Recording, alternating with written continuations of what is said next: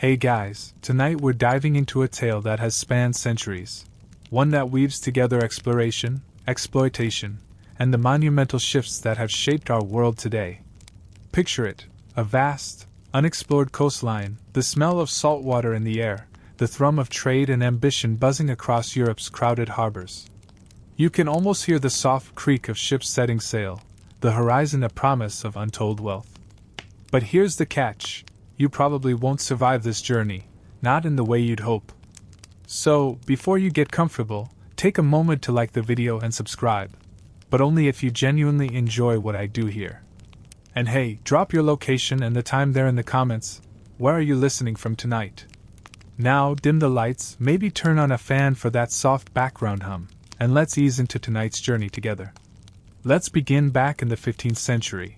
At a time when Europe was poised to become the world's economic powerhouse, its ships cutting through the Atlantic, sailing out of the unknown into a world of riches.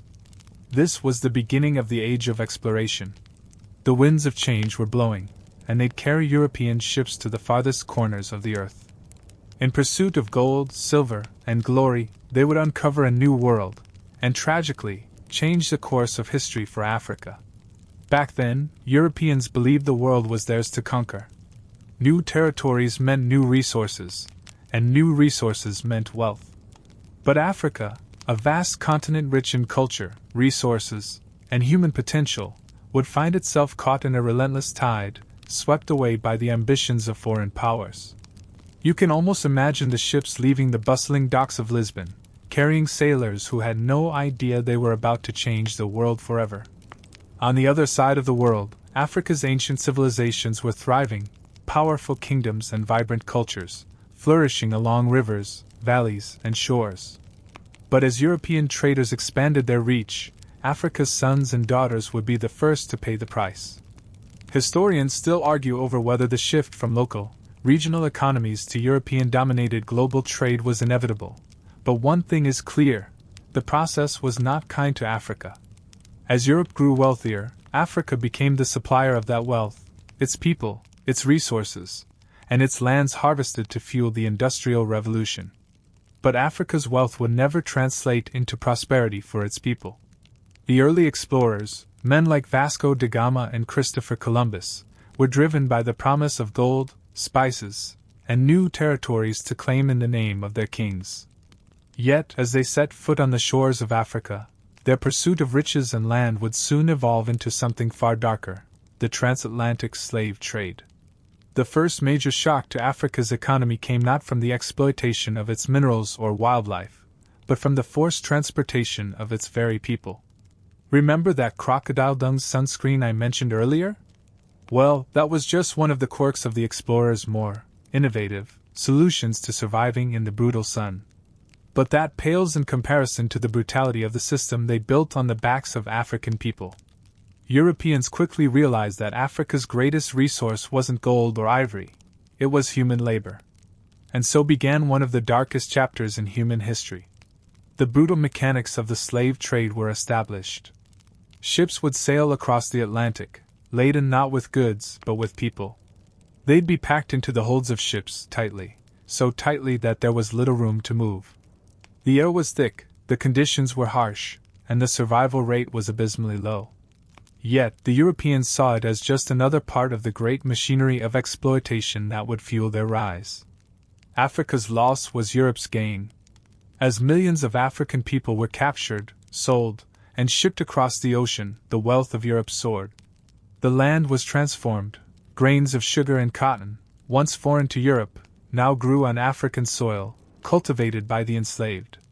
These crops would feed Europe's factories, textile mills, and sugar refineries, giving birth to industries that would thrive off the labor of Africans. Historians still debate the extent to which European powers consciously orchestrated Africa's suffering for their own benefit. Was it purely about money and resources, or was there a darker, more insidious ideology at play? But the result is undeniable.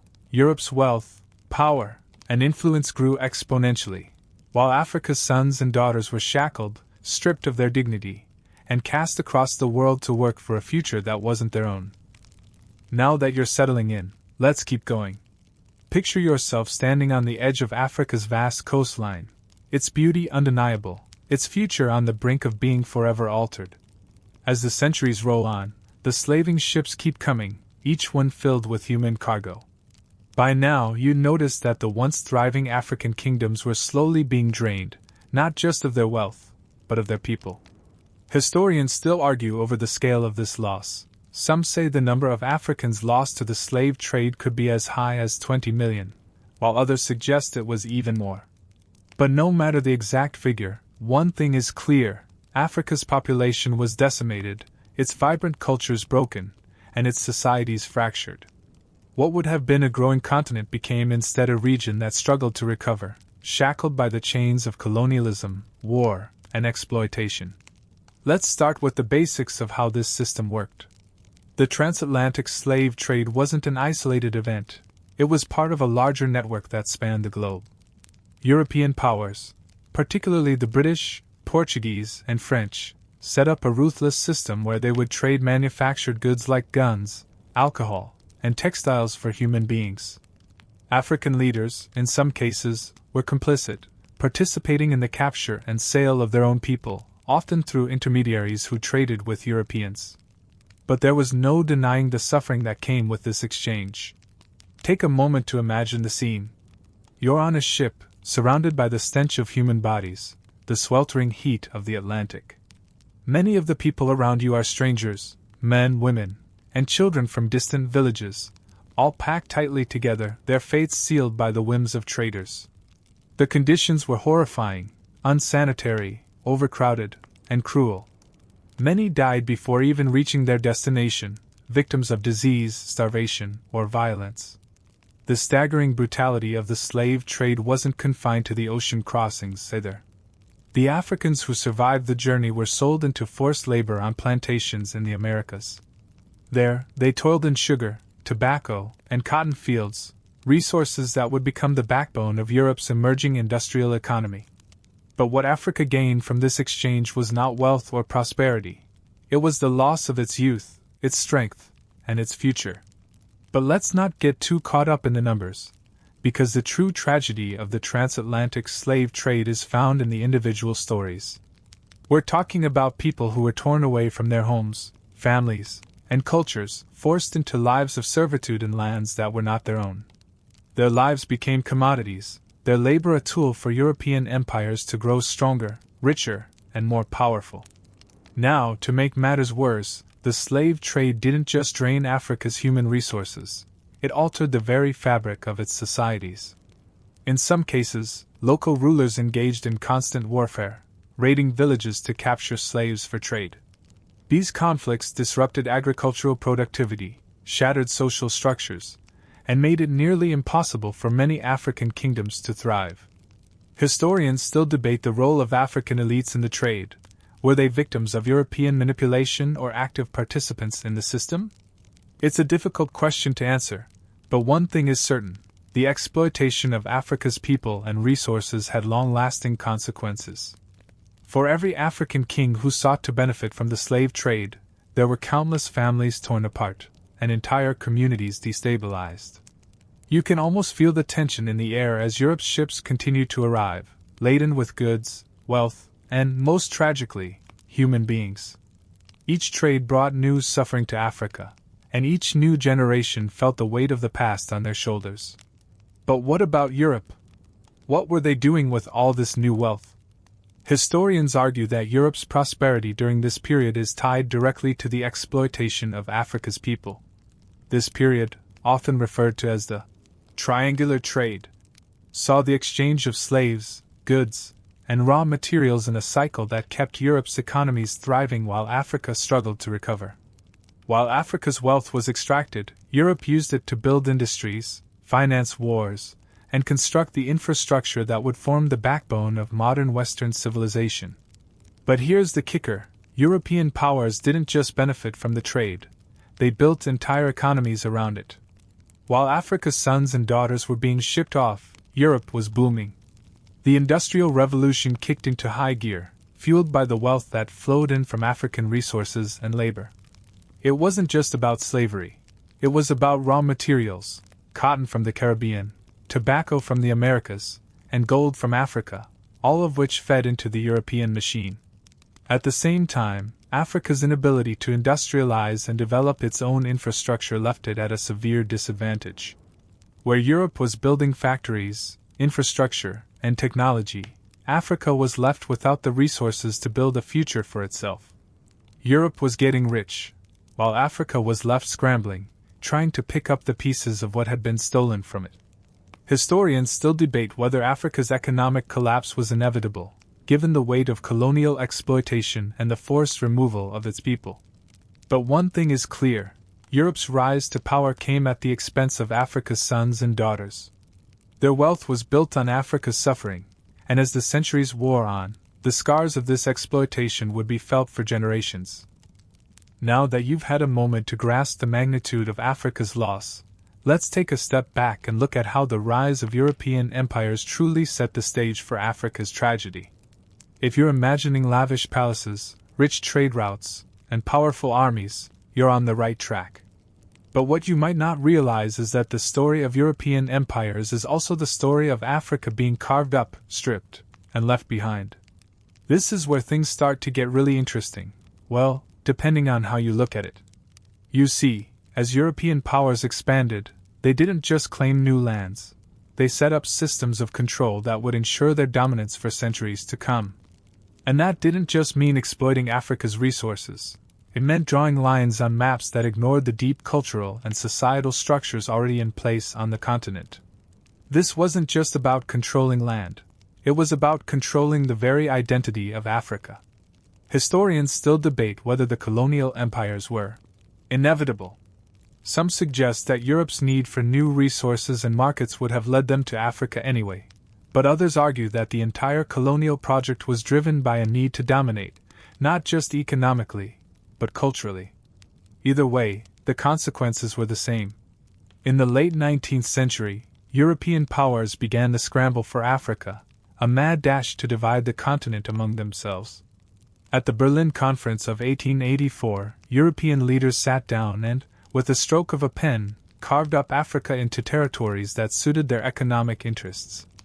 Imagine being an African leader at the time, sitting at the head of a thriving kingdom or empire, only to watch as your land is sliced up into artificial countries, none of which made any sense in the context of your culture or people. The countries that were born from this division still struggle with the consequences today. Borders were drawn with little regard for local tribes or ethnic groups, and once they were divided, the resource extraction began in full force. Now you might be thinking, okay, so Africa got divided, big deal, right? Well, the effects were far-reaching. While the European powers built empires on the backs of African people, they also introduced new systems of government, education, and law. But here's the kicker: these systems weren't designed to help Africans. They were designed to help Europeans control everything. The power structure was top-down, with European settlers and their descendants often holding all the power, while indigenous Africans were relegated to the bottom. And the most insidious part? The labor systems that were created were built for efficiency and exploitation. Just like the slave trade before it, African labor would be used to fuel European economies. But now, instead of being shipped across the Atlantic, Africans were forced to work on European-owned plantations or mines in Africa itself. They were paid minimal wages, if anything at all, and often subjected to horrendous conditions. Historians still argue over whether the colonial era brought any benefits to Africa, but let's be real, most of what passed for benefit was really just a way for European powers to justify their exploitation. Education, infrastructure, and healthcare systems were developed, but they were mostly focused on serving European interests. Trains and roads were built to transport resources to ports, not to connect African villages to each other. The only industries that thrived were those that served European needs, like rubber, cotton, and gold. But here's where it gets a bit more complicated. The European powers didn't just take, they also changed things. They brought new ideas, new technologies, and new industries. And while this was often a one-way street that only benefited Europe, some argue that it did spark a transformation in Africa. After all, the introduction of Western education and technology did give birth to new intellectual movements and leaders. Some Africans, educated in European schools, returned home to lead the fight for independence. It's in this period that the African middle class began to emerge, though it was tiny and mostly educated in Europe. But even then, their power was limited by the colonial powers that still controlled the vast majority of Africa's wealth. It wasn't enough to break the system that had been built. And when African nations eventually began to gain their independence in the mid-20th century, they found themselves with borders drawn by Europeans, economies shaped by European needs, and political systems inherited from their colonizers. Historians argue whether Africa's independence movements were truly revolutionary or just an extension of the European systems already in place. Many leaders, while fighting for freedom, ended up managing systems that were fundamentally shaped by colonialism. And while independence was a step forward, it didn't automatically result in the prosperity and development that had been promised. In fact, many newly independent African countries found themselves at the mercy of both their colonial pasts and the global economy, which was still heavily influenced by Europe. It's important to remember that all of this, the exploitation, the forced labor, the artificial borders, the cultural erasure, happened alongside Europe's explosive growth. As Africa's resources were drained, Europe used them to fuel its own industrial revolution, building an empire that spanned the globe. The wealth generated from African resources fed Europe's technological advancements, from the steam engine to the modern factory. And it was this same wealth that allowed European countries to project power and influence across the world, creating a cycle that continues to reverberate today. At the heart of it all, Africa's resources, and more importantly its people, were the fuel for Europe's rise. But instead of this wealth translating into prosperity for Africa, it led to stagnation, poverty, and the crippling legacy of colonialism. It was a world in which Africa's riches were used to make Europe richer, leaving Africa to pick up the pieces long after the colonizers had gone. You can almost hear the clinking of gold coins in Europe's busy ports, can't you? It's the 19th century, and the old world is on fire with progress, powered by Africa's resources. If you were standing in London or Paris, you'd be seeing the rise of glittering industries, sprawling factories, and towering ships being built from the iron and steel mined from Africa's rich veins. And while Europe thrived, Africa? Well, Africa was left to pick up the scraps. Europe's industrial revolution didn't happen in a vacuum. It was intricately tied to Africa's raw materials. In fact, the very engine that fueled Europe's rise was powered by African labor, land, and goods. Gold and diamonds from Africa fed Europe's economy, fueling everything from the construction of railroads to the manufacture of luxury goods. But let's not kid ourselves. While Europe got rich off these resources, Africa's own people were left to suffer. Take gold, for instance. Europe's insatiable appetite for the shiny stuff was only satisfied by Africa's vast reserves. The gold that flowed from Africa during this time wasn't just about jewelry or coins. It was about power. Because gold represented the wealth that would allow Europe to fund wars, pay for exploration, and build empires. But did Africa benefit? Hardly. While the profits of gold fueled European banks and financiers, the African workers toiling away in the mines barely made enough to feed their families. And then there's the infamous diamond trade. Historians still argue about the impact of the diamond rush in Africa. Some say it was one of the most exploitative industries ever to exist, while others claim it created jobs and wealth in the region. But let's be real, the people who worked the diamond fields were often treated like cattle. They were forced to work long hours for next to nothing, and the wealth extracted from the earth went straight into the pockets of European colonists and companies. Africa's diamonds, its most precious treasure, were used to make Europe richer, not to better the lives of Africans. But wait, let's add some spice to the story. You know those colorful beads you see on African markets today? Turns out, they have a pretty interesting backstory. Back in the colonial era, European traders flooded Africa with beads, glassware, and trinkets in exchange for valuable resources. It was one of the many ways Europeans manipulated the African economy. These seemingly innocuous beads were, in fact, part of a larger system designed to keep Africa dependent on European goods and trade systems. They were shiny, they were pretty, but they were also a subtle form of control. And the worst part? They were used as currency to buy humans. Think about it for a second. Africa's wealth, its gold, diamonds, and other natural resources, was being siphoned off, and the very people who could have benefited from those riches were the ones being sold as commodities. It's almost poetic in a tragic way, right? The resources of Africa were used to fuel the engines of European industry, while its people were reduced to mere assets in the eyes of colonial powers. Historians argue about the ethics of this entire system. Was it just a natural progression of empire building? Or was it a systematic plunder of Africa's riches, masked under the guise of civilization and trade? The answer is complicated. Some would say that the European powers, in their quest for wealth, unleashed a devastating legacy of inequality that still lingers today. Others would argue that Africa's reliance on the trade routes and structures set up by Europeans made it difficult for the continent to recover. But one thing is certain: Africa's wealth, its very lifeblood, was used to drive Europe's progress. While Europe was industrializing at breakneck speed, building factories and ships, Africa was left to deal with the consequences of having its resources stripped away. And even after Africa gained its independence, the lingering effects of this exploitation would continue to haunt the continent. Take the case of copper in Zambia. After independence, the country's copper mines, one of the richest sources of copper in the world, were taken over by European companies, which reaped all the benefits. Africa's natural resources, which could have helped build strong economies, instead flowed into European coffers, leaving African nations scrambling to rebuild. Europe's rise, powered by Africa's resources, was not a fair exchange. Africa's wealth didn't translate into prosperity for its people, it translated into stagnation.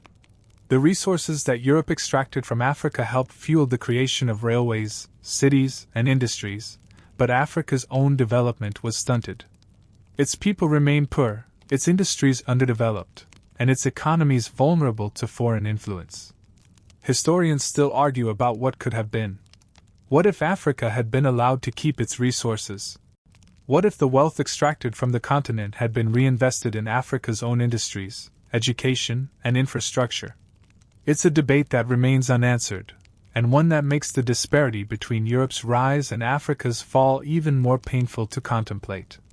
But no matter the debate, the result is clear: Europe's industrial boom came at the expense of Africa's people and resources. The wealth that flowed from Africa to Europe built modern Western civilization, but it left Africa struggling to recover.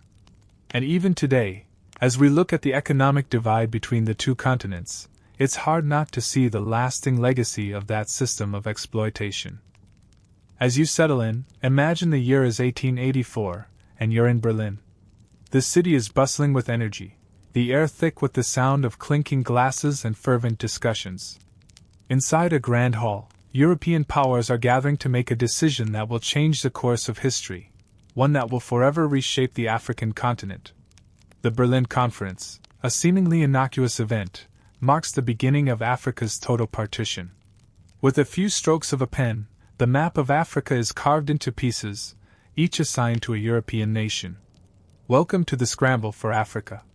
Historians still argue about whether the scramble for Africa was inevitable. Some suggest that as Europe's industrial capabilities expanded, Africa's rich resources simply became too tempting to resist. Others argue that European powers, driven by nationalism and a thirst for prestige, intentionally sought to divide and conquer the continent to keep their competitors at bay. Either way, the result was the same: Africa was divided without consideration for its native peoples, cultures, or histories. The legacy of this division would echo for centuries. At the Berlin Conference, European powers, Britain, France, Germany, Portugal, and others, met to agree on how to divide the African continent. They didn't invite a single African leader. They didn't ask for permission. They didn't consider the countless ethnic groups, languages, and customs that had existed in Africa for millennia. Instead, they drew lines on a map that would create arbitrary borders, setting the stage for political instability and conflict that would plague Africa for decades. Imagine being a local leader, watching as foreign powers divide your ancestral lands into artificial countries that bear no relation to your people's way of life. It's hard to fathom the magnitude of this decision. The African continent was divided into 50 countries, each with borders that were drawn to serve European interests, not African ones. The result? A fragmented continent, where tribes that had once been united by language, culture, and traditions were suddenly split across borders.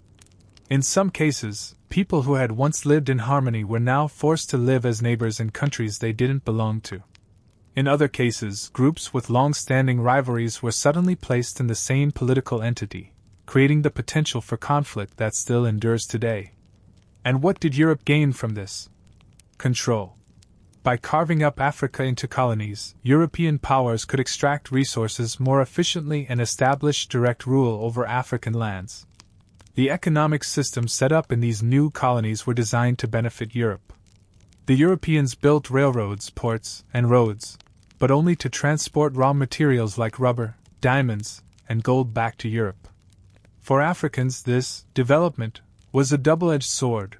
The infrastructure built by Europeans was not for their benefit, but to serve the empire.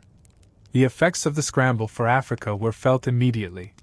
In many cases, African societies were violently suppressed by European forces, and any resistance was crushed with brutal force.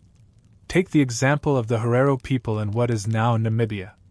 When they resisted German colonial rule, they were subjected to one of the first genocides of the 20th century. Tens of thousands of Herero people were slaughtered, and the survivors were forced into concentration camps. This was not an isolated incident. It was part of a larger pattern of violence across the continent. Historians still debate the extent to which the scramble for Africa contributed to Africa's underdevelopment. Some argue that it laid the groundwork for the continent's poverty by stripping away its resources and disrupting its social fabric. Others claim that Africa's problems were compounded by internal factors, such as tribalism and corruption. Either way, the consequences of the scramble are clear. Africa was carved up, exploited, and left to pick up the pieces. But beyond the immediate economic exploitation, the psychological impact of colonialism cannot be overstated. African societies, with their deep traditions and systems of governance, were suddenly subjected to European ideas of rule and civilization. For generations, Africans were told that their ways of life were inferior, and that European culture was the pinnacle of human achievement. This sense of inferiority would shape generations of Africans, leaving scars that are still visible today. And let's not forget the resources that Europe took.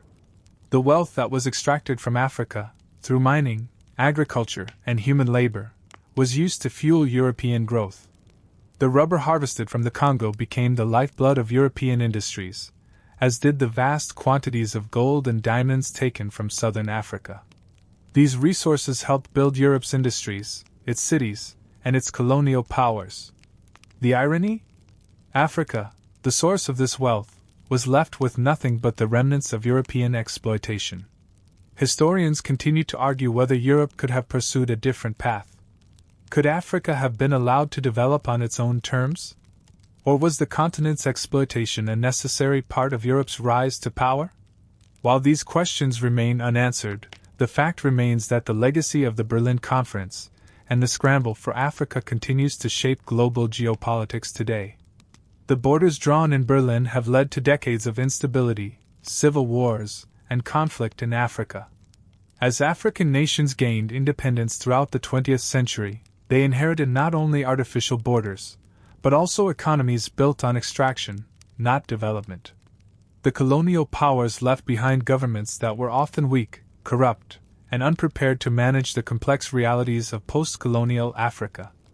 As a result, many African nations have struggled with political instability, poverty, and underdevelopment ever since. Historians still argue whether the creation of these artificial borders was a deliberate strategy by European powers to maintain control over Africa, even after independence. Some believe that the imposition of European borders was designed to prevent African unity and to keep the continent fragmented, making it easier to influence. Others believe it was simply a side effect of European imperialism, an unintended consequence of their quest for power and resources. Regardless of the intention, the outcome was devastating for Africa. The arbitrary borders, the exploitation of resources, and the suppression of African cultures all contributed to the continent's struggles in the years that followed. By the time the 20th century rolls around, Europe has built a towering empire of wealth, technology, and power. But Africa? Africa is struggling to recover, reeling from centuries of exploitation, violence, and cultural erasure. The remnants of colonialism are still fresh, but Europe is looking forward, and it seems as though the colonial powers couldn't care less about the well-being of the continent they had so brutally carved up. Enter the next phase of Africa's exploitation, the colonial economic systems that were designed to serve Europe, not Africa. Africa's economic structure under colonial rule was fundamentally altered to serve European needs. While European settlers and companies thrived, the African people were relegated to laboring in mines, plantations, and farms for a pittance. They didn't own the land they worked, and they didn't benefit from the vast wealth being extracted. Instead, they were caught in a cycle of poverty, their economies distorted to fit the European model. Let's break it down. Under colonial rule, the economy of most African territories was structured to supply raw materials for Europe's growing industries. These materials, gold, diamonds, rubber, cotton, and more, were sent to Europe, where they would be processed, manufactured, and sold. What Africa received in return were cheap goods from Europe: clothing, tools, and food. But these goods weren't designed to help Africa grow. They were designed to ensure that Africa remained dependent on Europe for everything from industrial equipment to basic necessities. Take the example of the Congo Free State, where King Leopold II of Belgium brutally exploited the population to harvest rubber. Thousands of Congolese were forced into labor, working long hours in dangerous conditions to extract rubber from the jungle. If they didn't meet their quotas, they were punished, often with horrific brutality. The rubber harvested from the Congo fueled Europe's Industrial Revolution, and the profits flowed back to Belgium, making it one of the wealthiest nations in Europe. But the people of the Congo received nothing, only suffering. Historians still debate the long-term effects of this exploitation on Africa's economy. Some argue that it left the continent crippled, its economies entirely dependent on European markets. Others suggest that Africa's underdevelopment was the result of more complex factors, such as internal conflicts and a lack of infrastructure. Either way, one thing is clear: the colonial economic systems were not designed to help Africa. They were designed to keep Africa's wealth flowing to Europe. But even as Europe's coffers filled, the people of Africa continued to suffer. Colonial rulers didn't care to build infrastructure for the benefit of Africans. They built it to transport resources from the interior to the coast, where it could be shipped to Europe. Railroads and roads were built to facilitate the flow of goods, but they rarely connected African villages to each other. Instead of creating systems that could help African societies grow, the colonial powers built systems that served their own interests, leaving African communities isolated and underdeveloped. Imagine you're an African farmer, watching as crops that should feed your family are harvested and sent away to Europe. You're forced to work the land but never see the benefits of your labor. Meanwhile, the European settlers live in comfort, their homes filled with goods they've taken from Africa, their pockets lined with the profits from Africa's labor. Historians continue to argue whether colonial rule was a necessary step in Africa's development, or an unjust system designed solely for exploitation. Some suggest that Africa's wealth could have been used to foster its own industrialization, creating a self-sustaining economy. But that wasn't the goal of European colonization. Africa was never meant to thrive. It was meant to be a source of wealth for Europe. What about the legacy of colonial education? Well, that's another key piece of the puzzle. The education system imposed by European powers didn't aim to help African societies develop. It aimed to teach Africans to serve the colonial system. African children were educated in European values, taught to abandon their own traditions and adopt Western ways of thinking.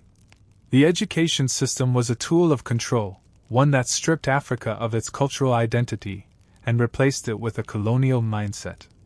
But the consequences of this weren't just psychological, they were economic.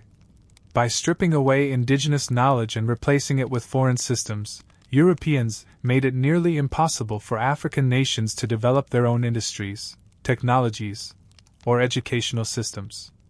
The future was stolen from Africa, replaced by the systems that had been designed to keep it under European control. Still, African resistance to colonial rule was growing. Throughout the late 19th and early 20th centuries, various African leaders began to challenge the colonial powers. Leaders like Kwame Nkrumah, Jomo Kenyatta, and Patrice Lumumba pushed for independence, often at great personal cost. These leaders understood that Africa needed to break free from European control if it was ever to rise again. But they also understood that independence wouldn't be the end of Africa's struggle. It would only be the beginning. In some ways, the colonial system laid the groundwork for Africa's modern struggles. The artificial borders drawn by Europeans, the exploitation of resources, and the imposition of foreign economic systems left African nations vulnerable to external influence and internal conflict. Historians still argue over how much of Africa's post-independence turmoil can be traced back to colonialism. Some say that the roots of Africa's struggles are deep, tied to the lasting effects of exploitation. Others argue that the problems lie with post-colonial governance, corruption, mismanagement, and internal strife. But whatever the cause, the result is the same. Africa has been unable to fully recover from the economic and social devastation wrought by European colonialism. As Europe grew richer, Africa was left behind. And even after independence, the effects of colonial rule continued to be felt across the continent. Now, let's pause for a moment and reflect on the sheer scale of resistance that Africa had to muster to push back against the colonial forces. You might be imagining Africa as a place of helplessness, but in reality, it was anything but passive. The African resistance movements were as varied and vibrant as the continent itself. Some resisted through armed uprisings, while others took a more diplomatic approach. Either way, the colonial powers didn't have an easy ride. They were challenged at every turn. It's easy to assume that European colonialism was a smooth, unstoppable force, but in reality, there were constant struggles, revolts, and wars fought by Africans who refused to bow down to foreign control. Whether it was the Zulu kingdom in southern Africa battling the British, the Ashanti fighting the British in West Africa, or the Mau Mau uprising in Kenya, the African resistance was relentless. And while many of these rebellions were brutally suppressed, they were far from futile. They were crucial moments in the long, drawn-out struggle for African dignity, sovereignty, and freedom. Historians still debate how effective these resistance movements were. Some argue that they didn't stand a chance against the overwhelming military power of European empires. After all, Europe had the resources, the guns, and the technology to crush any uprising. But others argue that these revolts were the seeds of African nationalism. They awakened the spirit of independence, and they showed the colonial powers that Africans weren't willing to accept domination forever. And when you think about it, you can almost hear the whispers of those rebellious leaders echoing in Africa's fight for freedom decades later. In the 19th and early 20th centuries, the colonial powers, particularly the British, French, and Portuguese, had seemingly unstoppable control over vast swathes of Africa. But Africa wasn't just going to roll over. No, African communities were resilient, and their resistance often came in waves, sometimes violent, sometimes not, but always persistent. For instance, the Zulu people, under the leadership of King Shaka, faced off against the British in a series of bloody battles. Shaka's warriors, though fewer in number, fought with unmatched courage. The Battle of Isandlwana in 1879 saw the Zulu inflict a significant defeat on the British, a rare victory against the European army. But resistance didn't always take the form of warfare. In some areas, Africans fought colonialism through cultural preservation. They resisted by holding on to their traditions, languages, and customs, refusing to let the European powers erase their identities.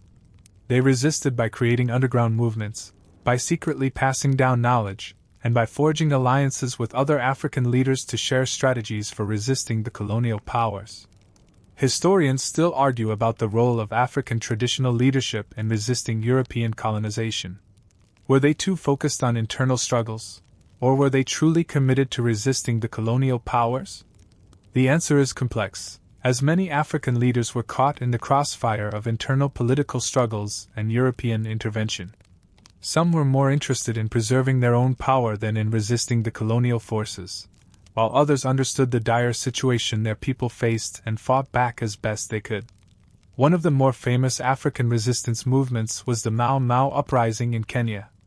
During the 1950s, the Mau Mau, made up primarily of Kikuyu people, fought fiercely against British colonial rule. They carried out guerrilla warfare tactics, targeting British settlers and local collaborators. The British, in return, responded with violent suppression, burning villages, torturing and executing suspected rebels, and imposing harsh curfews. The Mau Mau uprising is still controversial today, with some viewing it as a heroic struggle for independence, and others seeing it as a violent, disorganized revolt. But one thing is certain, it played a pivotal role in the eventual independence of Kenya. And then there's the case of the Ashanti Empire, which stood tall against British forces for decades. From 1824 to 1900, the Ashanti fought the British in a series of bloody wars, trying to defend their homeland and independence. Although the Ashanti were eventually defeated, their resistance was one of the most tenacious in African history, showing that even the might of the British Empire wasn't enough to break their spirit. The legacy of these resistance movements cannot be overstated. They helped to ignite a wave of nationalism that would sweep across Africa in the 20th century. By the time the post-World War II independence movements began to gain momentum, Africa was no longer a passive continent, it was one on the brink of revolution. Historians argue that the modern African independence movements wouldn't have been as successful without the groundwork laid by these early resistances. The ideological and political shifts that took place in the mid-20th century were, in many ways, a continuation of the struggle against colonialism that had started in the 19th century. Leaders like Kwame Nkrumah, Jomo Kenyatta, and Nelson Mandela drew inspiration from the earlier resistance movements and built on their legacy of fighting for African sovereignty. The stories of these African rebels, those who fought with spears, guerrilla tactics, and clever political maneuvering, are often overshadowed by the larger, more visible narratives of European conquest. But they are no less important. They remind us that Africa's history is one of resilience, defiance, and a refusal to be silenced. Even in the darkest times, Africa's spirit fought back, and that spirit would eventually help usher in the wave of independence movements that would sweep across the continent in the 1950s and 1960s. Africa wasn't just going to be a pawn in Europe's grand game. It fought back, sometimes violently, sometimes subtly, but always fiercely. And though the colonial powers may have been able to suppress these movements temporarily, they could never completely erase the desire for independence. It was a fire that burned deep within Africa's soul, and that fire would eventually set the continent free. The year is 1945, and the world is exhausted. The smoke of World War II still lingers in the air, the echoes of conflict reverberating through every corner of the globe. But while Europe is picking itself up, Africa is still very much under the thumb of colonial rule. The world has changed forever, but Africa? Africa is still being forced to contend with the economic, political, and social systems imposed on it by European powers. And as Europe rebuilds, Africa begins to face a question that has lingered for centuries. How can it catch up? The post-war period was a time of profound transformation, not just for Europe, but for Africa as well. The colonial powers had been weakened by the war, and their ability to maintain control over Africa was beginning to crumble. The European empires, battered by the war and drained of resources, found it increasingly difficult to justify their hold over Africa. But the transition from colonial rule to independence was far from simple, and the legacies of exploitation and division were not easily erased. As the Cold War took shape, Africa found itself caught in the crossfire between the United States and the Soviet Union. Both superpowers saw the African continent as a strategic battleground for influence. The colonial powers, while still holding on to some territories, were in a precarious position. This geopolitical context would shape the struggle for African independence. On one hand, African leaders were striving to gain freedom and autonomy, while on the other, they were faced with the harsh reality that true independence would be far more difficult to achieve than they had imagined. In the wake of the war, the idea of African nationalism began to take hold. Leaders like Kwame Nkrumah of Ghana and Jomo Kenyatta of Kenya led the charge for independence, advocating for the unification of African nations and the end of European dominance. Nkrumah, in particular, was a fierce advocate for Pan-Africanism, the idea that all African nations should unite to fight for common goals. But the path to freedom was fraught with challenges. Colonial rule had not just created economic dependency, it had also left Africa with weak political structures, fragile economies, and a lack of infrastructure to support true self-rule. Historians still argue over the role of colonial powers in Africa's post-war struggles. Some claim that the colonial powers deliberately sowed the seeds of division, knowing that Africa's fragmented societies would make independence far more difficult. Others argue that the problem lay with Africa's own inability to adapt to the new political realities. Either way, the post-colonial period was marked by instability, economic turmoil, and civil unrest as African nations struggled to find their footing. The political and economic divisions within Africa were deeply rooted in the colonial era. The arbitrary borders drawn at the Berlin Conference had forced together people who had little in common, and the legacies of colonial rule had fostered a deep sense of distrust and division. As African nations gained their independence, they were left with fractured societies, weak institutions, and an overwhelming dependence on foreign aid and resources. One of the more striking aspects of the post-independence struggle was the rise of neocolonialism. While African nations had officially won their freedom, the reality was that European powers had found new ways to maintain control. Rather than governing directly, they now relied on economic influence, political manipulation, and corporate interests to keep African countries in line. This new form of colonialism was harder to see, but it was no less insidious. Historians continue to debate the extent to which neocolonialism has shaped Africa's modern struggles. Some argue that African nations have never truly broken free from European control, as Western countries continue to exert influence through multinational corporations, debt, and political pressure. Others contend that Africa's challenges are the result of internal factors, such as corruption, mismanagement, and a lack of political will to modernize. One thing is certain: Europe's influence on Africa did not end with independence. The colonial powers may have left, but they didn't take their control with them. The African economies that were built to serve European interests were left behind, and the new leaders of post-colonial Africa were faced with the impossible task of rebuilding nations that had been drained of their wealth and resources for centuries. Take the example of the Democratic Republic of Congo, one of Africa's richest countries in terms of natural resources. After independence in 1960, the Congo was plunged into chaos. The country's rich mineral deposits, once a major source of wealth for Belgium, now became a battleground for foreign powers and local factions. The Belgian colonial government had left behind a weak state and an economy that was entirely dependent on the extraction of resources. Despite its vast wealth, the Congo has struggled with poverty, corruption, and conflict ever since. Historians argue that the Congo's story is not unique. Many African nations that gained independence in the 20th century were left in similar circumstances, rich in natural resources, but poor in terms of economic development and political stability. Africa's struggle for independence was only the beginning of a much longer battle, one that would continue for decades. The impact of neocolonialism on Africa's political and economic systems is still felt today.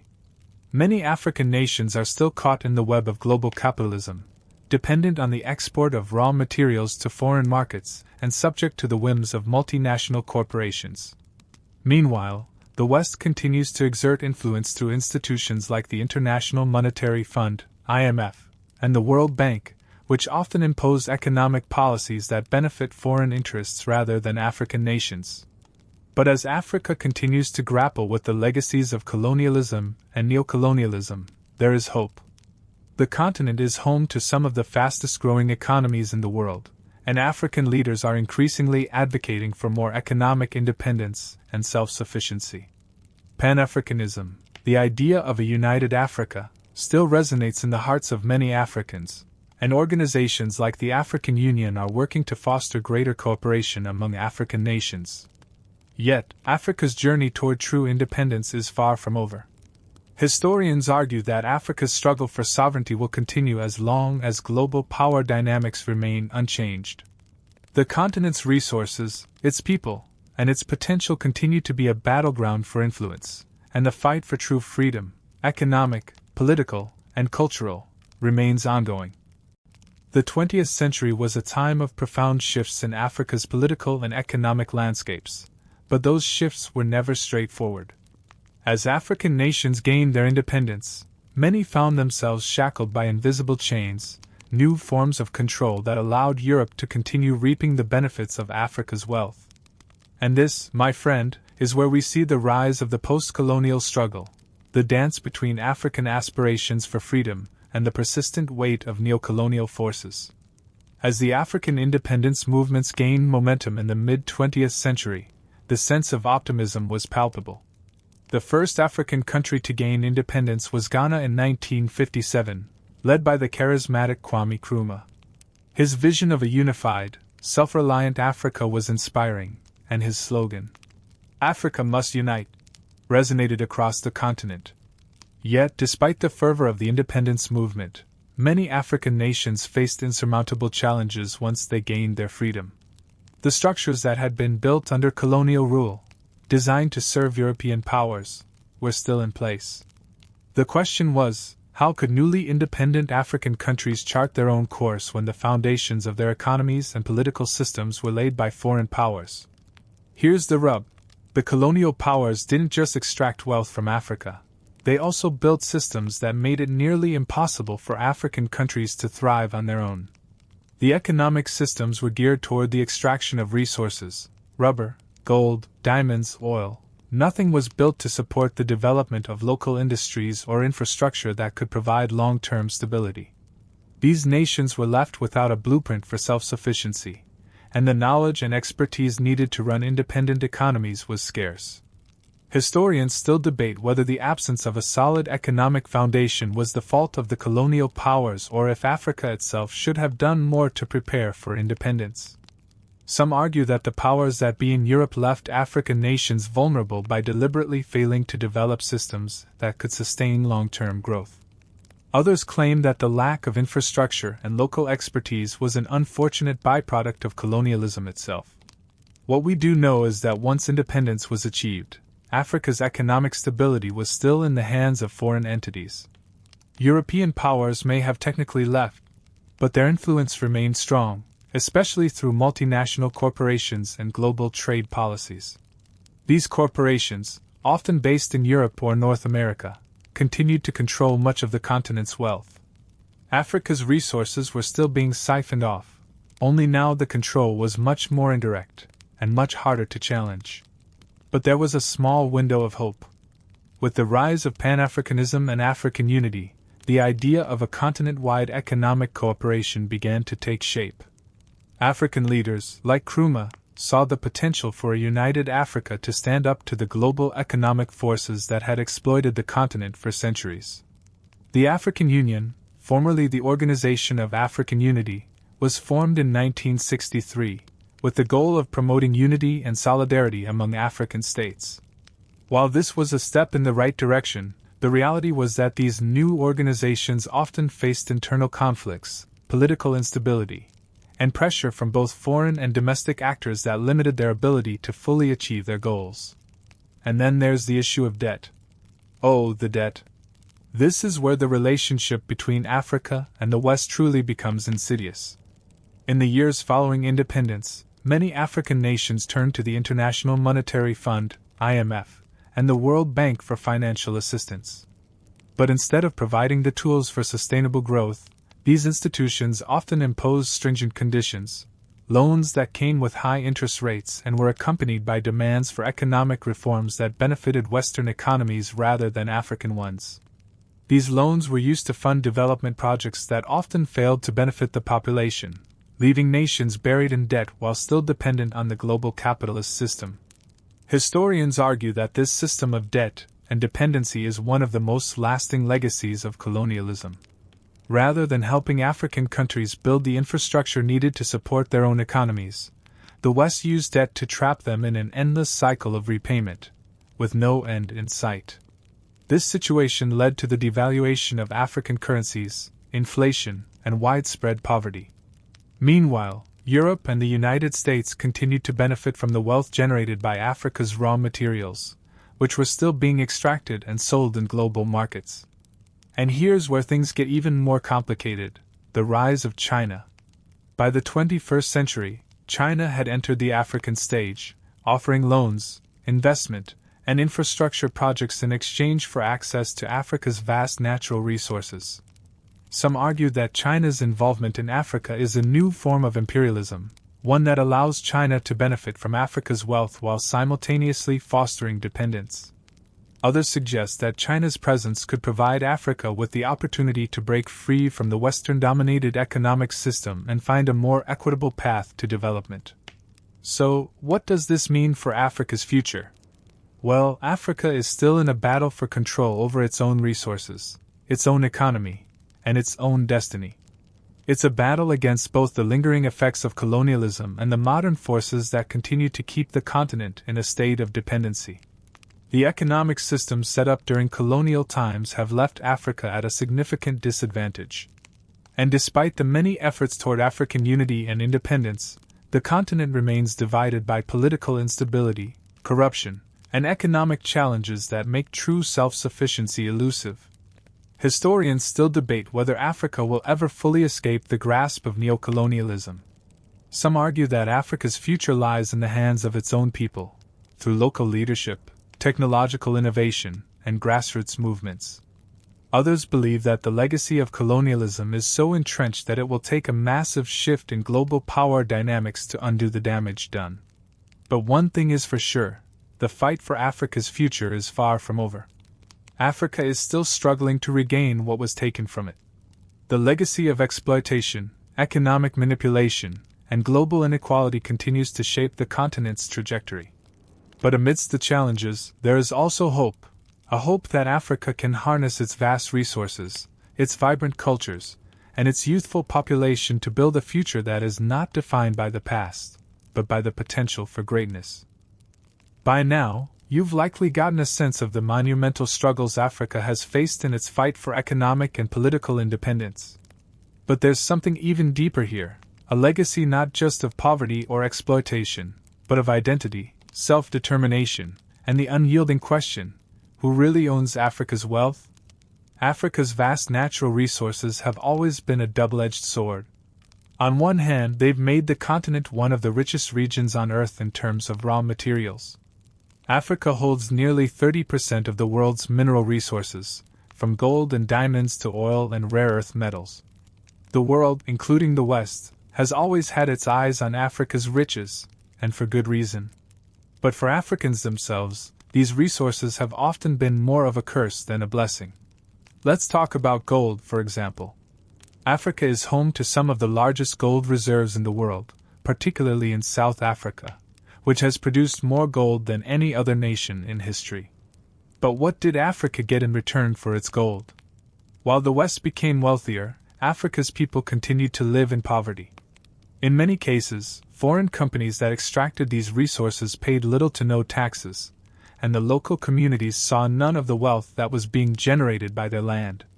Historians still argue whether Africa's wealth has truly been a resource for the people of the continent, or whether it's been a tool of global exploitation. The resource curse, as it's called, has affected countries across Africa, where the extraction of natural wealth often coincides with political corruption, social inequality, and conflict. The revenue from these resources doesn't stay in the country. Instead, it often flows out to multinational corporations and foreign governments, leaving Africa with the damage and the debt. But Africa's struggle with its resources isn't just about foreign companies coming in and extracting wealth. It's also about how these resources are managed, or mismanaged, by African governments themselves. In many cases, African leaders, either corrupt or ill-equipped, have made deals with foreign powers that only deepen their country's economic dependence. In exchange for loans or aid, they've given up access to natural resources without properly securing benefits for their people. Let's take a deeper look at the Democratic Republic of Congo, for instance. The DRC has vast mineral wealth: diamonds, copper, gold, and cobalt, the key ingredient in modern electronics. But instead of seeing this wealth benefit the population, the country has been torn apart by conflict, with different factions fighting for control of these resources. The wealth from the DRC's mines has been siphoned off by foreign companies and corrupt leaders, while the people continue to live in extreme poverty. Historians argue that one of the key reasons Africa has failed to fully benefit from its resources is the role of foreign intervention and the lack of local governance. The scramble for resources, whether it's oil in Nigeria, diamonds in Sierra Leone, or minerals in the DRC, has led to instability, civil war, and exploitation. Local leaders, often unable to control the vast wealth of their countries, have struck deals with foreign companies that have done little to address the root causes of poverty and inequality. Yet there's a twist to this narrative. The rise of African-owned companies and a growing sense of Pan-Africanism has started to change the dynamics. African leaders, thinkers, and entrepreneurs are slowly beginning to take control of their own resources, pushing back against foreign domination. The African Union, though still struggling with its own issues, has started to play a more active role in securing African interests on the global stage. Initiatives like the African Continental Free Trade Area, AfCFTA, aim to reduce dependence on foreign trade partners by increasing trade between African countries themselves. But there's a catch: this progress is slow. Africa's economy is still deeply tied to the global system, and the continent's relationship with the West is far from equal. Trade agreements, though important, still often favor foreign interests. African countries are still stuck in a global economic order that was designed to keep them in a position of dependency, and despite Africa's rich resources, many of its countries continue to face poverty, corruption, and political instability. Historians continue to debate the long-term impact of foreign resource extraction on Africa's economy. Some argue that Africa's wealth, if managed properly, could transform the continent. But others suggest that the global system is so stacked against Africa that true self-sufficiency is unlikely without significant structural change. One thing is clear: Africa's wealth should have been its greatest asset, but centuries of exploitation have turned it into a source of vulnerability. So, what's the future of Africa's wealth? Well, the potential is enormous, but so is the challenge. The continent's resources, if managed properly, could fuel an African renaissance. They could provide the foundation for industries, infrastructure, and education that could lift millions out of poverty. But this will only happen if Africa can break free from the chains of exploitation and build systems that serve the people, not the elites or foreign powers. Africa's struggle for economic independence is far from over, but the steps toward change have begun, even if they're still small. At the heart of it all, Africa must reclaim its resources, its wealth, its land, and most importantly, its future. Only then can it truly begin to write its own story, free from the shadows of colonialism and neocolonialism. Historians still argue whether Africa will ever fully break free from the global system of exploitation. But one thing is certain: Africa's resources are not just its past, they are its future. And how Africa chooses to manage them will determine whether it rises or falls in the coming centuries. We've come a long way in understanding how Europe built its wealth while Africa's potential remained untapped. But the real question now is, how did Europe manage to pull this off while Africa struggled, even after gaining independence? The answer lies in the complex interplay of power, control, and ideology that continues to shape Africa's present. In the 19th and 20th centuries, Europe wasn't just extracting resources from Africa. It was actively shaping Africa's economic, social, and cultural destiny to ensure that it would never be truly free. One of the most insidious tactics that Europe used was the concept of civilizing Africa. This was the core of the colonial justification, the belief that Africans were savages, who needed European intervention to learn how to live. properly. It's a strange notion, isn't it? That entire cultures and ways of life, complex, rich, and sophisticated, could be disregarded as inferior by a foreign power that had no real understanding of the people it sought to control. But this narrative was ingrained deeply into the fabric of colonial rule, providing a moral cover for exploitation. The idea of the white man's burden, popularized by writers like Rudyard Kipling, gave Europeans the sense that they were doing something noble by bringing civilization to the African continent. Of course, this civilization was not about teaching Africans how to build their own societies or economies. It was about forcing them to adopt European systems of government, economy, and culture. This included the introduction of European-style education, religion, and political systems, which all served to strip Africans of their own heritage and identity. Historians still argue about the extent to which colonial powers genuinely believed in their so-called civilizing mission, or if it was merely a convenient excuse to control and exploit Africa. Some suggest that colonial powers were fully aware of the exploitation they were engaging in, but justified it by wrapping it in the language of progress.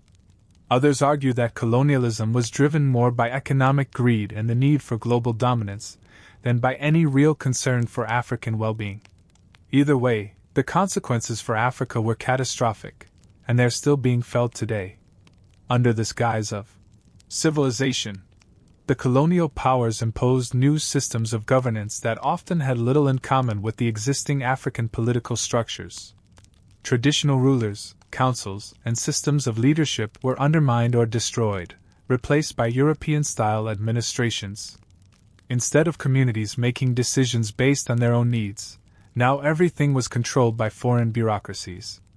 This shift not only destabilized African societies but also made them dependent on European powers, creating a power vacuum that could be easily exploited by anyone willing to seize it.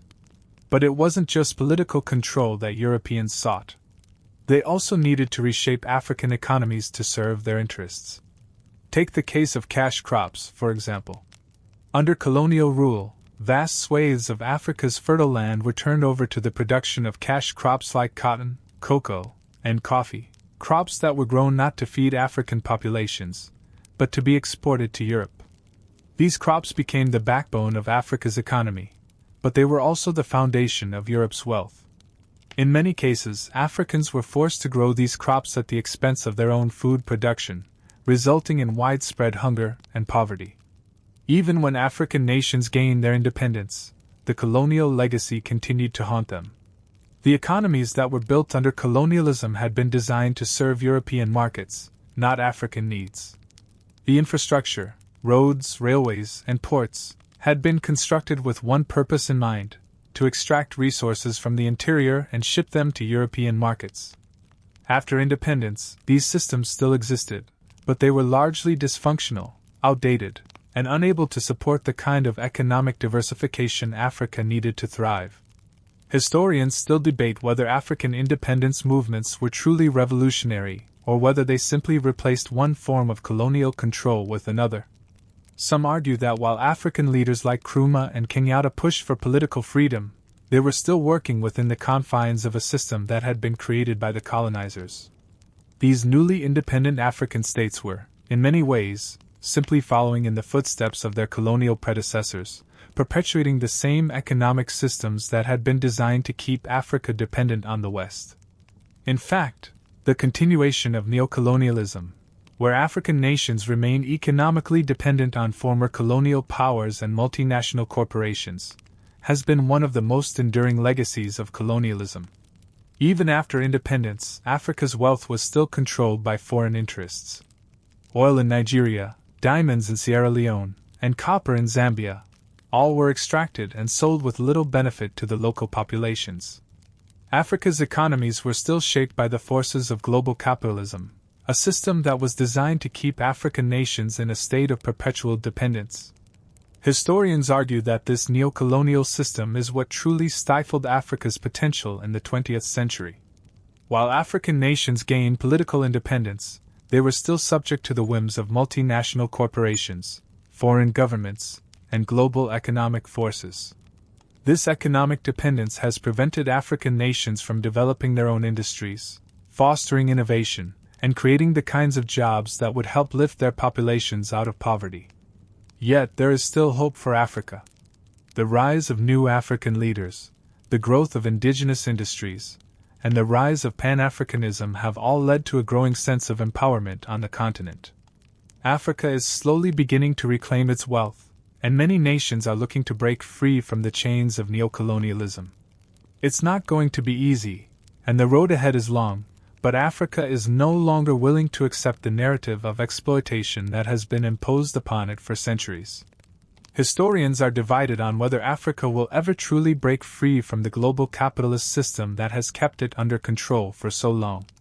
Some believe that the continent's rich resources, youthful population, and growing political influence will allow it to carve out a new future. Others argue that the global economic system is too entrenched for Africa to make a significant change. But whatever the future holds, one thing is certain: Africa will no longer accept the role of victim.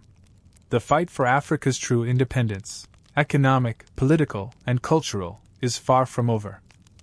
As Africa struggles to rebuild and reshape itself, the rest of the world has not stayed idle. Even after decades of independence, the continent remains a focal point for global interests, an arena where economic powers vie for influence, resources, and control. But in this modern world, Africa's wealth is no longer just extracted from the land and its people. It's also extracted through economic policies, foreign aid, and international trade agreements. The struggle for sovereignty, though still deeply rooted in Africa's past, has taken on a new form, and this battle for control continues in today's globalized economy. You see, while African nations gained independence politically, they remained tethered to the very systems that had kept them in economic bondage for centuries. As they gained their freedom, they also inherited massive debts, infrastructure challenges, and economic structures that were designed for exploitation rather than growth. But perhaps the most insidious form of control that persists today is neocolonialism, a new form of dominance that's less about direct rule and more about indirect control through global finance, trade agreements, and corporate interests. Now, here's where things get tricky. For many African nations, economic development and stability came at the cost of foreign debt. During the 1980s and 1990s, the World Bank and the International Monetary Fund, IMF, extended massive loans to African countries under the condition that they implemented neoliberal economic reforms. These reforms often included austerity measures, the privatization of state-owned industries, and the opening of African markets to foreign competition. Sounds good in theory, right? But in practice, these reforms didn't bring the prosperity that was promised. Instead, they left African nations with even more debt, higher unemployment, and fewer resources to invest in the very sectors that could bring long-term growth.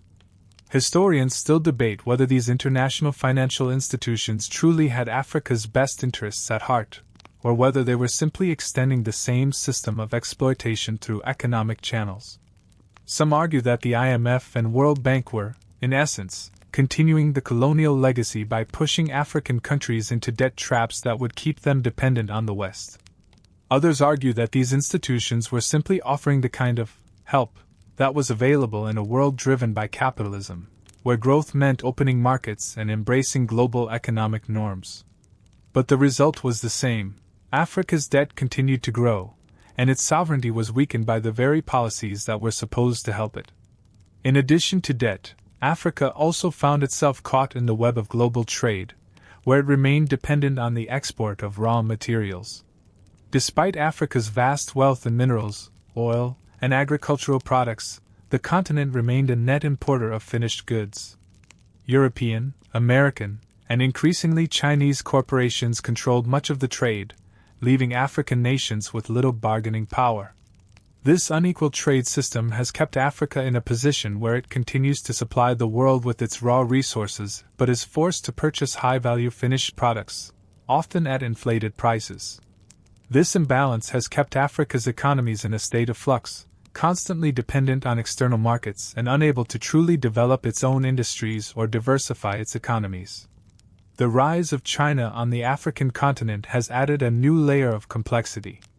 China's presence in Africa has grown exponentially in recent decades, offering loans, infrastructure projects, and trade agreements in exchange for access to Africa's natural resources.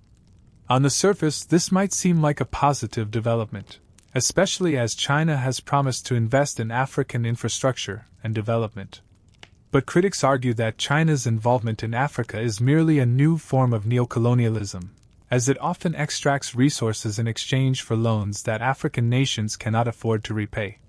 This puts African countries at risk of being caught in another cycle of debt, this time to China, while still remaining dependent on foreign interests. While the Chinese model offers an alternative to Western-style aid and investment, the challenge remains: how can Africa break free from this cycle of dependency, whether it's from the West, China, or other foreign powers? Many African leaders are pushing for greater self-sufficiency and regional integration, with initiatives like the African Continental Free Trade Area, AFCFTA, seeking to create a more unified market across the continent. This could allow African nations to trade more freely with each other, reducing their reliance on global markets and building stronger, internally driven economies. But again, the question remains: can Africa truly free itself from the grip of global economic powers? Historians argue that the path to true economic freedom for Africa lies in its ability to control its resources, diversify its industries, and integrate more deeply within itself. The future of Africa depends on its ability to establish political stability, strengthen institutions, and ensure that wealth generated from the continent's resources remains within its borders. But this is easier said than done. The legacy of colonialism runs deep, and the entrenched systems of exploitation and foreign influence have created a difficult challenge for African leaders who are trying to break free from the shackles of the past. One of the most significant hurdles that Africa faces today is corruption. While Africa has many leaders who are committed to changing the status quo, corruption continues to be a pervasive problem across the continent. From the mismanagement of natural resources to the siphoning of foreign aid, corruption has undermined efforts to build stronger economies and institutions. It's a complicated issue, one that requires both internal and external efforts to address. But the fact remains that it is a major roadblock on the path to Africa's prosperity. But here's where the hopeful part comes in. Despite these challenges, Africa is beginning to show signs of resilience. African entrepreneurs are making strides in building homegrown industries, particularly in the tech sector, with cities like Lagos and Nairobi becoming hubs for innovation. The African diaspora is playing a larger role in investing in Africa's future, and global organizations are starting to pay more attention to the need for fair trade and equitable development. The road ahead for Africa will undoubtedly be difficult. But it is clear that Africa has the potential to thrive, not just as a resource provider for the rest of the world, but as a vibrant, self-sufficient continent that can build its own future. The question is, will it be able to break the chains of dependency that have held it back for so long? By now, we've covered the complex landscape that has shaped Africa's current struggles, from the colonial exploitation to the enduring chains of neocolonialism. But while the shadows of history loom large, there's a new chapter slowly being written, one that hints at the possibility of real transformation. Africa's future is far from sealed. It's a future where the continent's vast resources, its youthful population, and its rich cultural diversity can be harnessed to build something truly remarkable. But it's not going to be easy. Africa is still fighting against a legacy that has been entrenched for centuries. As we look toward the future, one of the biggest questions is, what role will Africa play in the 21st century global economy? It's a question that has yet to be fully answered, but one thing is clear: Africa is beginning to take control of its own destiny. For the first time in decades, there's a sense of hope, a sense of empowerment that Africa can leverage its own resources for its own benefit.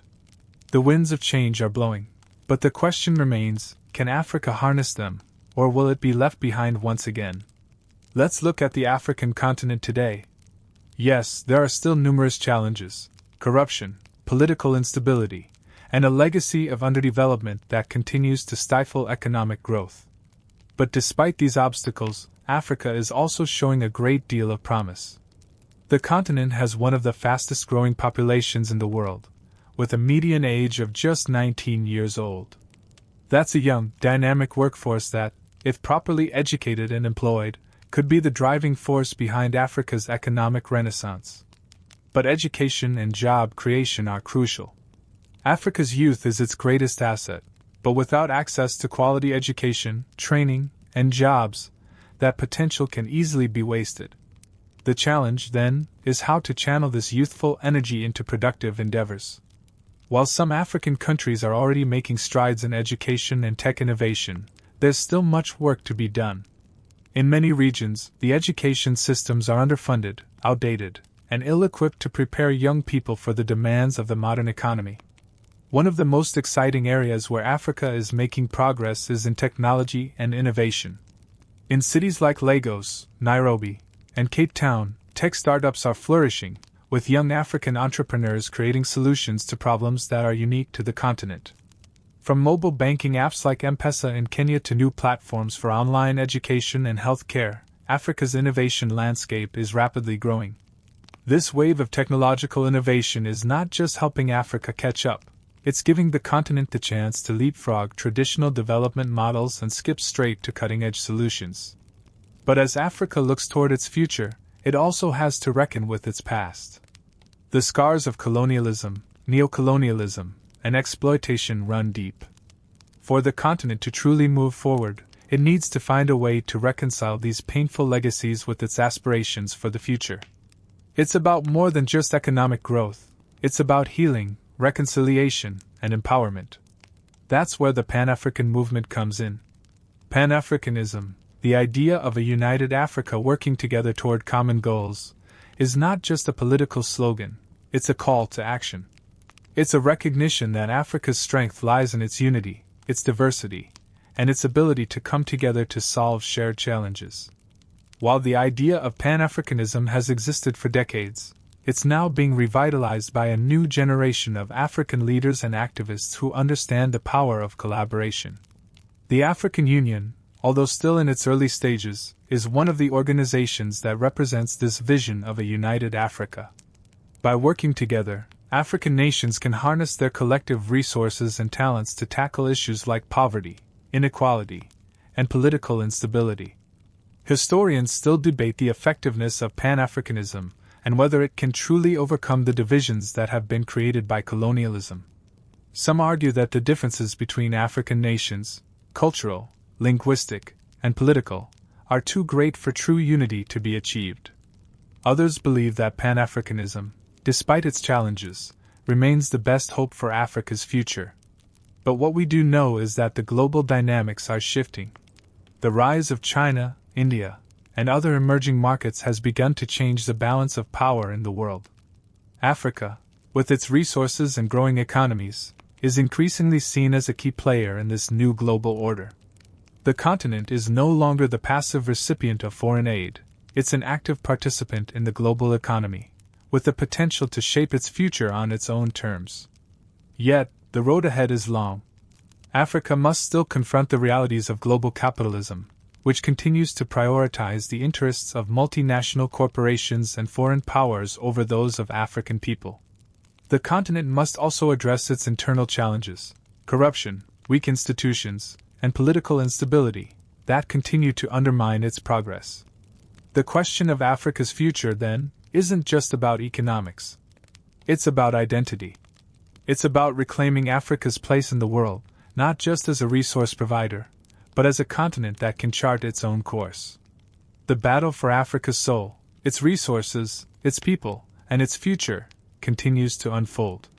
But there's hope. The rise of the African diaspora, the push for greater economic integration, and the growth of African tech and innovation are all signs that Africa is beginning to regain control over its own destiny. The future may still be uncertain, but one thing is clear: Africa's journey toward true independence, economic, political, and cultural, is far from over. Historians still debate how long it will take for Africa to truly break free from the legacy of exploitation and dependency, but the spirit of resilience, innovation, and unity is stronger than ever. Africa has a long road ahead, but it's a road that leads toward a future defined by self-determination, empowerment, and success. The fight for Africa's future is not over, it's just beginning.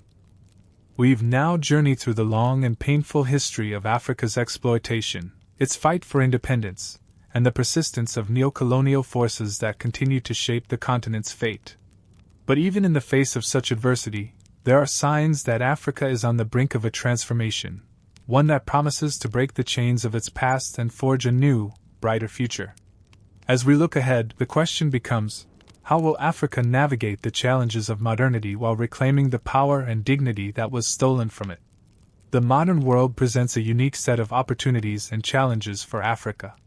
In the 21st century, technology and innovation have become the key drivers of economic growth. The rise of the digital economy offers Africa a chance to leapfrog traditional development stages and build new industries from the ground up. With mobile technology, the internet, and access to digital platforms, Africa's potential for growth and progress is greater than ever before. Take the example of mobile banking. In many African countries, mobile money platforms like M-Pesa in Kenya have revolutionized the way people manage money, making financial services accessible to millions of people who had previously been excluded from the traditional banking system. These platforms allow individuals to send and receive money, pay bills, and even save, all through their mobile phones. This kind of innovation has the potential to reshape Africa's economy by fostering financial inclusion, empowering individuals, and creating new opportunities for entrepreneurship. In addition to technology, Africa's young population is one of its greatest assets. With over 60% of the population under the age of 25, Africa is poised to benefit from a demographic dividend that could drive economic growth for decades to come. The challenge, however, is ensuring that this young population is equipped with the skills and education necessary to thrive in a rapidly changing global economy. Education and vocational training will be crucial in unlocking Africa's potential, and this is an area where significant investment is needed. African governments, as well as international partners, must prioritize education reform to ensure that Africa's youth are prepared for the challenges of the future. But Africa's progress will not be without obstacles. The legacy of colonialism, though it may no longer be as overt, still affects the continent in profound ways. Africa's political systems, economies, and institutions are often fragile, plagued by corruption, mismanagement, and weak governance. Many African countries still struggle with internal conflict, instability, and the lingering effects of imperialist control. And while Africa's natural resources remain its greatest asset, they are also a source of ongoing exploitation, as foreign interests continue to extract wealth from the continent, often with little regard for the long-term well-being of its people. Historians continue to debate whether Africa can overcome these challenges in the context of the global capitalist system. Some argue that Africa's struggles are intrinsic to its position within that system, which continues to exploit its resources and labor for the benefit of foreign powers. Others believe that Africa can break free from the legacy of dependency by building strong, self-sufficient economies that prioritize local development and internal trade. One of the most important factors in Africa's future success will be its ability to build regional partnerships and alliances. The African Union, along with other regional organizations like the Economic Community of West African States, ECOWAS, and the Southern African Development Community, SADC, has the potential to foster greater cooperation and integration across the continent. By reducing dependence on foreign markets and focusing on intra-African trade, African countries can begin to create a more stable, resilient economy. The African Continental Free Trade Area, AFCFTA, launched in 2021, is a step in the right direction, aiming to create a single market for goods and services across the continent. If fully implemented, this could be a game-changer, enabling African countries to harness their collective strength and improve their economic standing on the global stage. But even with these efforts toward greater unity, Africa's future will depend on the choices it makes in terms of political governance and economic policies. The ability of African leaders to break free from the patterns of corruption, inefficiency, and mismanagement that have plagued many nations will be crucial. African governments must invest in building strong institutions, promoting transparency, and ensuring that the wealth generated by the continent's resources is reinvested in the well-being of its people. In this globalized world, Africa will also need to forge new relationships with both emerging and established powers. As China, India, and other developing nations rise in prominence, Africa will have opportunities to build partnerships that are more equitable and mutually beneficial. But Africa must be cautious.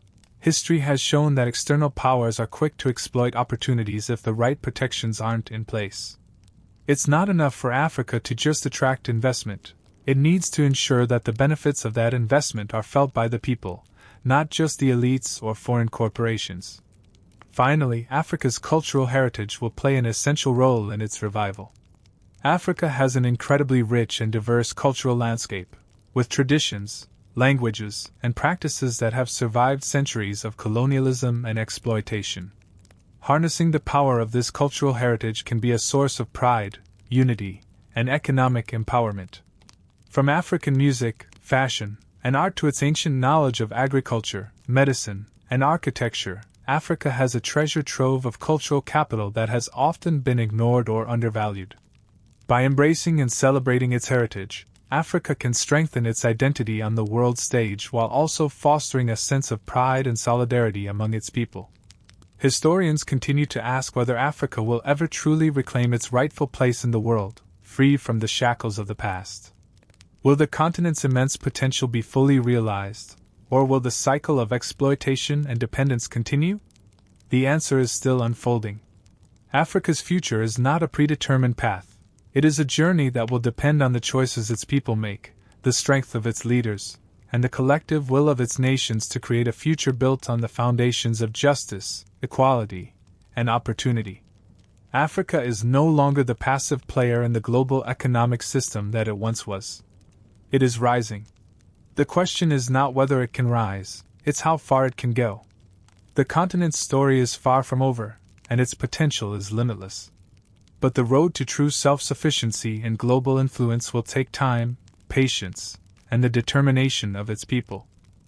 As we come to the final stretch of this journey, it's important to reflect on the fact that Africa's story is still unfolding.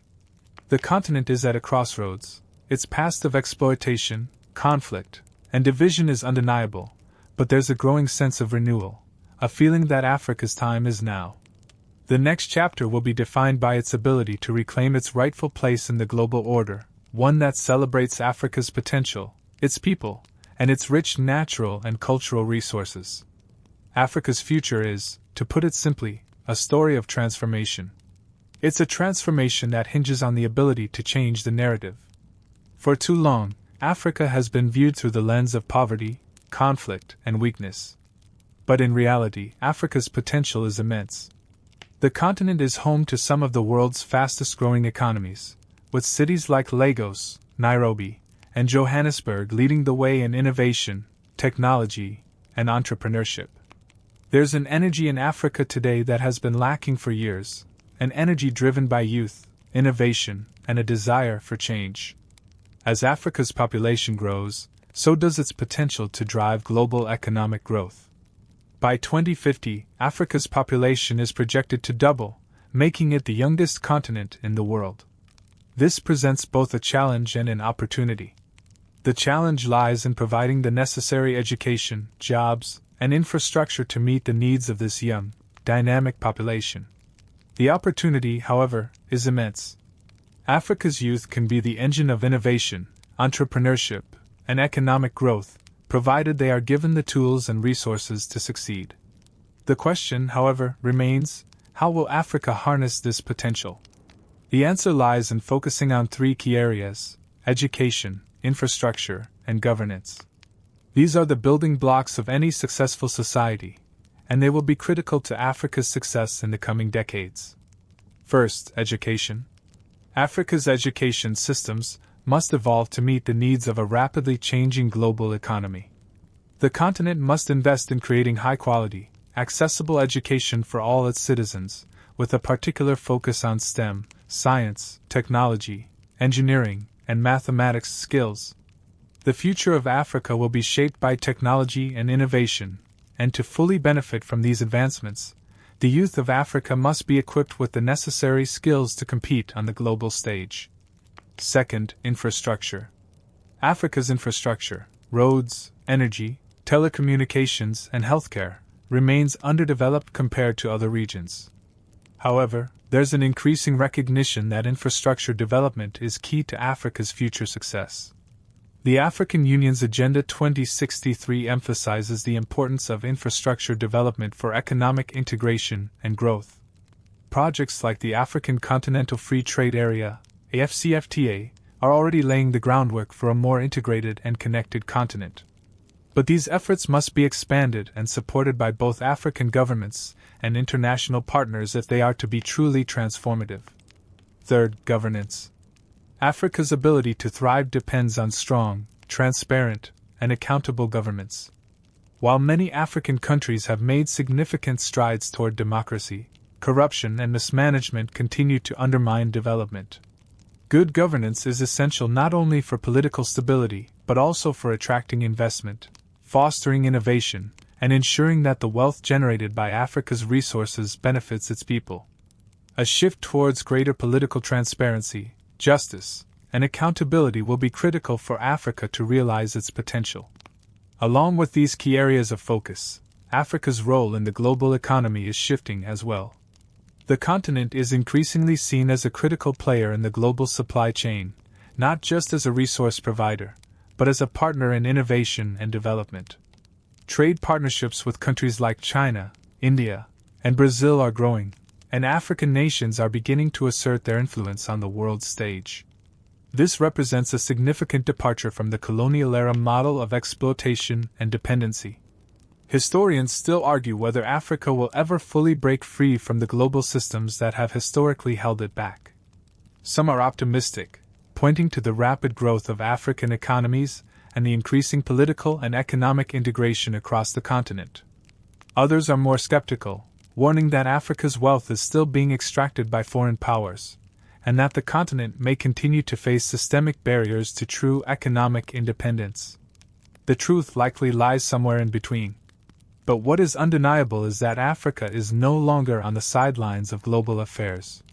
It is at the center of a new global economic order, one in which the continent's resources, its people, and its potential are beginning to be recognized as assets, not liabilities. The battle for Africa's future is far from over, but it is now a battle that Africa is actively engaged in, on its own terms. So, as we close this chapter, let's take a moment to reflect on Africa's journey. It's a journey of incredible struggle, yes, but also of resilience, innovation, and an unyielding desire for self-determination. Africa's future is not defined by the scars of its past. It is defined by its boundless potential, its rich cultural heritage, and its growing role on the global stage. The question isn't whether Africa will rise, it's how fast and how far it will rise.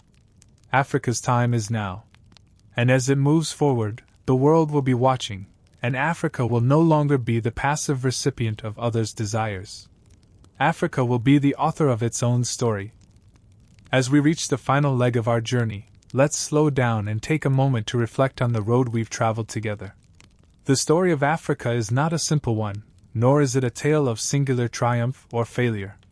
It's a tapestry woven with threads of pain, resilience, exploitation, and hope, a complex narrative that stretches across centuries, yet continues to evolve. And while the scars of Africa's past are deep, the continent is no longer simply a victim of history, it is writing its own future. Africa is entering a new era, one that is defined not by colonial legacies or the shadow of exploitation, but by the strength and determination of its people.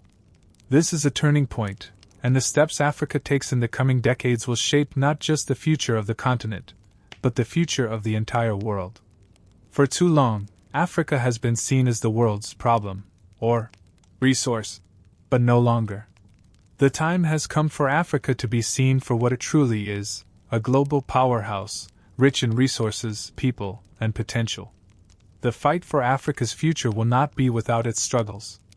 The remnants of colonialism and the persistent grip of neo-colonial forces are still present. But the winds of change are strong. Across the continent, there are rising voices, youthful, ambitious, and ready to challenge the status quo. There are leaders who are pushing for reforms, governments that are seeking to build sustainable economies, and communities that are demanding more from the global system. But this transformation is not just about economic growth. It's about reclaiming the dignity, culture, and identity that were stolen by colonial powers. It's about reconnecting with Africa's rich history, acknowledging its past wounds, and building a future that is rooted in self-determination. It's about celebrating the achievements of African civilizations, from the ancient kingdoms of Egypt and Mali to the modern cultural and intellectual movements that are gaining momentum today. Africa is not just about what was taken from it, it's about what it still has. The continent is home to some of the world's most vibrant and diverse cultures, from the music and art that has influenced the world, to the languages and traditions that are being rediscovered and celebrated. There is a growing movement to reclaim African heritage, to return to the roots that were once suppressed, and to build a new identity that is uniquely African. Historians still argue about the course Africa should take, but there's no denying that the future is in the hands of Africans themselves. Africa is no longer simply an object of history, it is the author of its own future.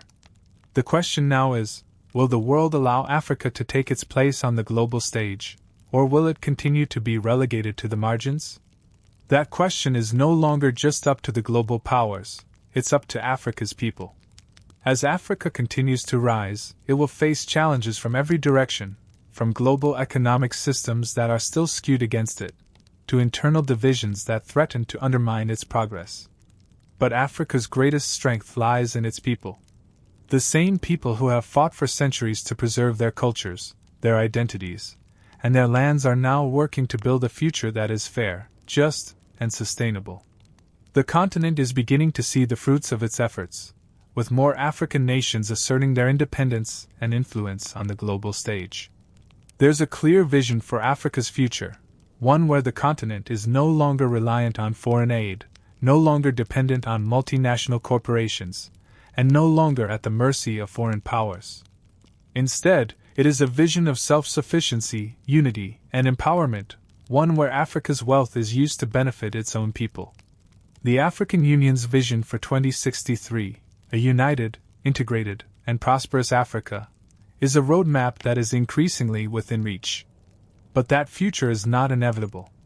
It will take years of hard work, dedication, and a commitment to change. Africa must invest in its people, its education, and its infrastructure. It must continue to build political stability and strengthen its institutions. And most importantly, it must continue to embrace its identity, its culture, and its heritage, so that it can forge a future that is uniquely African. The global community must also recognize that Africa's success is in everyone's best interest. The world cannot afford to ignore Africa's potential. Africa is not just a resource to be exploited, it is a vital part of the global system, and its growth will have ripple effects that benefit everyone. Africa's rise will lead to more trade, more investment, and more cultural exchange. It will help solve some of the world's most pressing issues, from climate change to global poverty, and it will contribute to the creation of a more equitable and just world. As we close this chapter, we must remember that Africa's story is not over. It's just beginning. The future is in Africa's hands, and its people are ready to embrace the challenges and opportunities that lie ahead. The question is no longer whether Africa will rise, it's how high it will rise, and how quickly. So, as the world watches, let us all remember, Africa is not a place of poverty, despair, and exploitation. It is a land of immense potential, a place where dreams can be realized and where the future is waiting to be shaped. Africa's journey is far from over, and its time is now.